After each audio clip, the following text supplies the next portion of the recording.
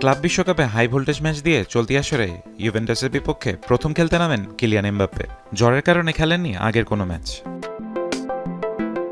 ম্যাচের সপ্তম মিনিটে পাল্টা আক্রমণ থেকে দারুণ ফ্লিকে কলুমুয়ানির চিপ শট ক্রসবার ঘেঁষে উপরের জাল কাঁপায়।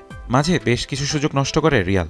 প্রথমার্ধে যোগ করার সময় ইউভেন্টাসের বক্সে বেশ চাপ দিতে থাকে তারা, কিন্তু গোল আদায় করতে পারেনি প্রতিযোগিতার 2022 সালের চ্যাম্পিয়নরা। দ্বিতীয়ার্ধের শুরুতেও ইউভেন্টাস ডিফেন্সকে ব্যস্ত রাখে রিয়াল। 54 মিনিটে ট্রেন্ট আলেকজান্ডার আর্নল্ডের ক্রসে অনেকটা লাফিয়ে হেডে জাল খুঁজে নেন গার্সিয়া। চলতি আসরে তরুণী স্প্যানিশ ফরওয়ার্ডের তৃতীয় গোল এটি। এবার ক্লাব বিশ্বকাপে নিজের দলের প্রতিটি ম্যাচে গোলে সরাসরি অবদান রাখা একমাত্র খেলোয়াড়ও গার্সিয়া।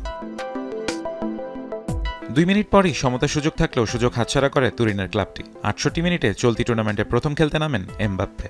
কিছু ঝলক দেখালো তিনি ছিলেন না সেরা ছন্দে। শেষ পর্যন্ত 1-0 গোলের জয় নিয়ে মাঠ ছাড়ে লস ব্ল্যাঙ্কোস। নিরপেক্ষ ভেন্যুতে ইউভেন্টাসের বিপক্ষে শতভাগ জয়ের রেকর্ড ধরে রেখে ক্লাব বিশ্বকাপের কোয়ার্টার ফাইনালে উঠেছে রিয়াল মাদ্রিদ। মায়ামির হার্ড রক স্টেডিয়ামে শুরু থেকে দাপটে ফুটবল খেলেছে জাভি আলোনসোর শিষ্যরা। ম্যাচের 58% বল দখলে রাখা রিয়াল 21টি শট নিয়ে 11টি রাখে লক্ষ্যে। বিপরীতে ইউভেন্টাসের 6 শটের মধ্যে লক্ষ্যে ছিল মাত্র 2টি।